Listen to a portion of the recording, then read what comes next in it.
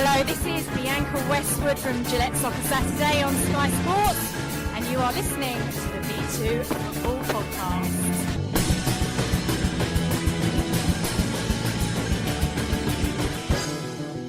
Hello and welcome to the 72 show. I'm Anthony Kendrick, and joining me we've got Nick Davie. Good evening. And we've got Mark Beard. How you doing? You alright? I'm good, thanks. So, Mark, you've joined us a few times for interviews. Are you well at the moment? Yeah, good mate. Busy. I've joined the academy, which takes up a lot of my time, but also work with Brighton under 15s and 16s now. So my missus never sees me. Always out. I'm sure Nick's got plenty of questions about Brighton, being a fan of them. Yeah, no problem. Yeah, well, the season's going pretty well. For Brighton. Is there anyone in the under 15s or 16s that's looking like they're going to potentially make a step up? Yeah, we've got a really good. I mean, they built a new stadium a few seasons ago.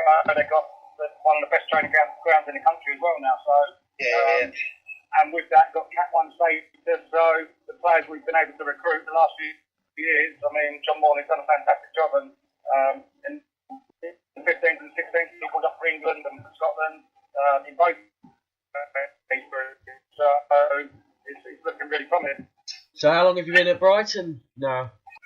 Since the start of the season, so from July, I worked with Paul Holder, who's a great guy to learn off. He's the head of coaching there, and also worked with Ben Smith from Arsenal, Hereford, Southend and Crawley, man. So I think, we worked really well as a team, and it's a real good setup, as I say. So how long ago was it you decided you wanted to get into coaching once you'd left the game? Was it a decision you made early on, or was it something?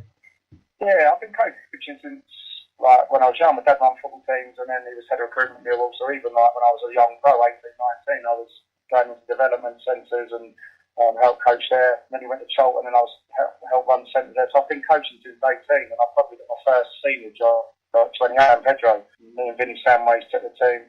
A third division side at it, and so from then I've always knew I wanted to step into it. So I've done all my badges now. I just finished my A4A last week. So now, I've done everything I could do. I mean, next step is the pro license, but you don't really need that unless you're managing at top level. Is that something that would be an aspiration for yourself, or? 100%, yeah. I'm always trying to improve myself and get to the next level, as you say. So. If opportunities come along, I'll take it. Alright. At the moment then, have you got anything you want to plug or anything like that? As I say, I run my own academy, which we won the Sussex County Cup last week for the second year running.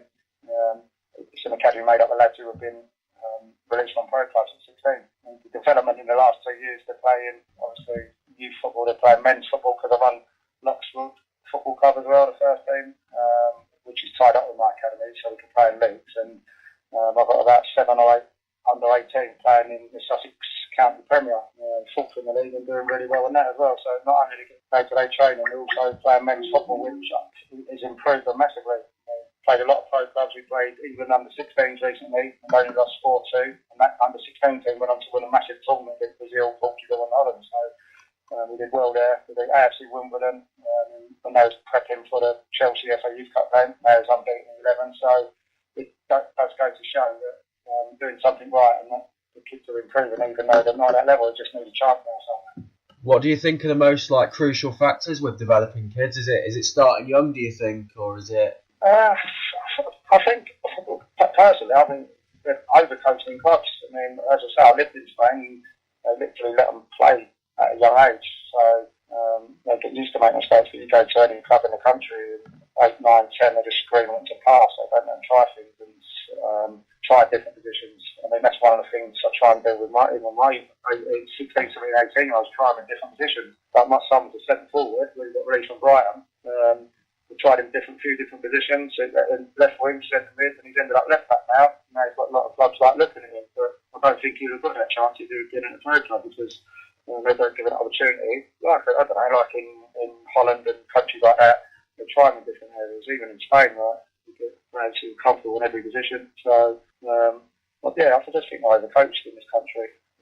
Must have been interesting experiencing a new culture in Spain as well. I know as part of your playing career, you were there for a couple of years as well. Yeah, that's right. And I mean, we was lucky because we lived in Marbella and we was right next to the MPF, which is like a massive place where teams come from all over training, especially the Russians. So we had good experience of watching the Russians, doing Champions League, Norwegian teams, Swedish teams, and even a lot of English teams used to come over. So whenever we used to come, we used to go along, just watch the training, watch different cultures. So yeah, that was good as well. So it was a good experience to see. That's the best way of learning, I feel, just to watch.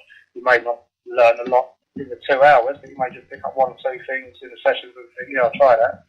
So yeah, that was interesting.